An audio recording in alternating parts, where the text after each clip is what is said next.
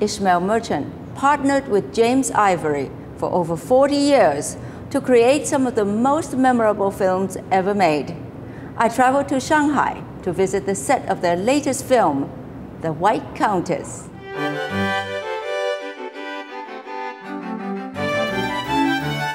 Merchant Ivory is respected worldwide for their beautiful period films, classics like Howard's End, A Room with a View, Remains of the Day, and Jefferson in Paris. 3, 2, 1. For their latest film, Merchant and Ivory decided on a story set in Shanghai just before the Japanese invasion of 1937. It tells the tale of a blind American named Jackson who dreams of building a nightclub that he calls the White Countess.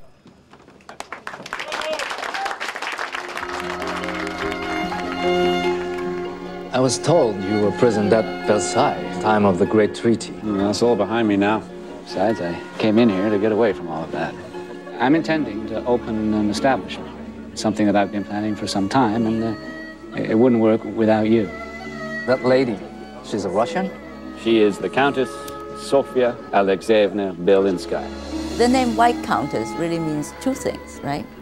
The two things, absolutely. One is the bar, which is created by the character Jackson, played by Ray Fiennes, and then Natasha Richardson, who is a Russian aristocrat, comes to Shanghai as a refugee, and that connection with the White Countess, the White Russian. Ishmael Merchant is a native of Bombay, India, though he studied business administration and filmmaking in America. While shooting a documentary in Delhi in 1961, Merchant met director James Ivory, and they formed a partnership. 43 years later, we caught up with that partnership as they prepared to film a story set in the golden age of Shanghai in the 1930s. The characters were so rich, everybody was there, and it was like the Paris of the East, and everybody came because of the nightlife and the fashion. So it was a very sort of an international city, Shanghai was. So that was a very wonderful backdrop. And then, of course, the invasion of the Japanese, on the brink of that time, and so I think that sort of led to, my God, this is just a wonderful background and wonderful story. Now, you had to recreate Shanghai in 1936, actually. What was the most difficult to recreate? The difficult thing was because Shanghai is so overbuilt, modernized now, and everything is, skyscrapers, and also wherever you look, there's a change, so you had to reconstruct, and only you could do it only segments, because otherwise this film would cost $100 million, to reconstruct the whole thing. But because we were so careful, and at the same time, the studio, Shanghai Film Studio, had the backlot, which was, we were able to use. And we were very lucky to have that. And the trolley cars are still working there. But you found a lot of old things, actually. People come to Shanghai and they don't think Shanghai is very, very old anymore. So was it difficult, for example, to find old cars? It was very difficult, but we've managed to get some old cars that were there in the Shanghai Film Studio, but they were not in very good condition and good shape. So we had to sort of get the people to work on it to bring it in good shape. Actually, after 4 months, Ishmael knows Shanghai better than I do. On location, I also saw the big bar, the White Countess nightclub. Yeah. You actually had to build it, right? Yes, we had to build right from the scratch. There's a production designer. We started this in October, so this was 6 weeks. 6 weeks to build this? Yeah.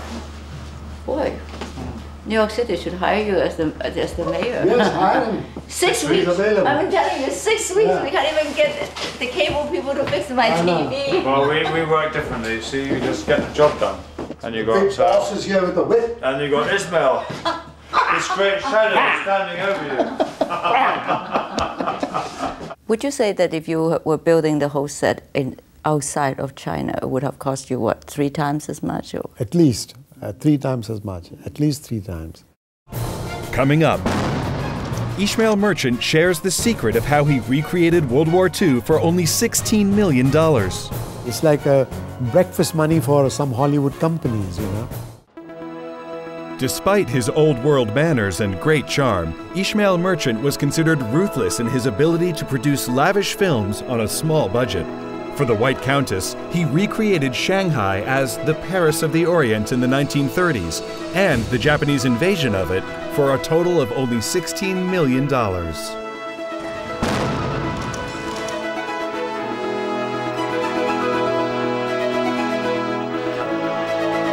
What was the most difficult scene to shoot? Well, it was, you know, the evacuation of Shanghai and the, you know, the people rushing to get in the harbor and the boats and the leaving the and bombing of the city. You know, that was really quite. I mean, we thought that how will we be able to do it? You know, amazing. It was amazing. You know, I mean, I couldn't believe that we were able to do that with the kind of money we had available to us. And hundreds of, there was something like almost 1,000 people, you know. $16 million is a small budget for a big movie like that, no? Well, it is. It's a tiny. It's like a breakfast money for some Hollywood companies, you know. So. How did you make a period movie so little? Well, because, you know, everyone is devoted to it. First of all, they don't take huge fees. And of course, you know, without the help of the Chinese, this would not be possible. Because we are ourselves involved in the production and seeing the finance and the money and all of that, that's the reason that it can stretch farther. That has been the sort of philosophy of Merchant Ivory, you know, over the years. You know, that we can make these films which look as if we've spent $100 million, you know. But because it is so tightly controlled, you know, that you don't want to just waste money. She said, when did you start Merchant's frugality and attention to detail, along with James Ivory's exquisite directing and editing skills, combined to build Merchant Ivory into one of the most respected film studios in the business. You and James Ivory have collaborated for over 40 years. How can it be so wonderful? I mean, don't you argue with each other? Oh no, there is debates, arguments, and, you know, storms, you know, all over storms, you know. So much so that people get worried that the next day there would be no Merchant Ivory, you know. If Merchant and Ivory had disagreements, that only made their films better.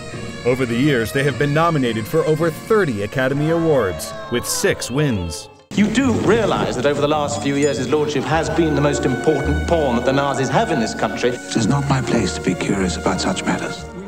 Their 1985 classic, A Room with a View, won the Oscar for Best Screenplay, Best Art Direction, and Best Costume Design. You know, getting awards in different places because of your name and what you have done is very important. Not the awards are important, or getting the award, but at least people have that respect for the you. Nomination, correct, actually, right, of the awards. What do you think is the secret for Merchant Ivory? Well, the secret is, as I said, writing, you know, the good story, and doing it within the budget of the, you know, the parameters of the thing. Because, I mean, you could do anything you want to, you know, provided you spend huge amounts of money, hire about 10 writers to write a screenplay, as it has happened in Hollywood many, many times. But ours is that, you know, there's only Ruth Jabwala who writes, James Ivory directs, myself as a producer, and we have same team, and we draw on some of the same actors, some of the same technicians. So there is an ongoing continuity, you know. That is really the formula of success.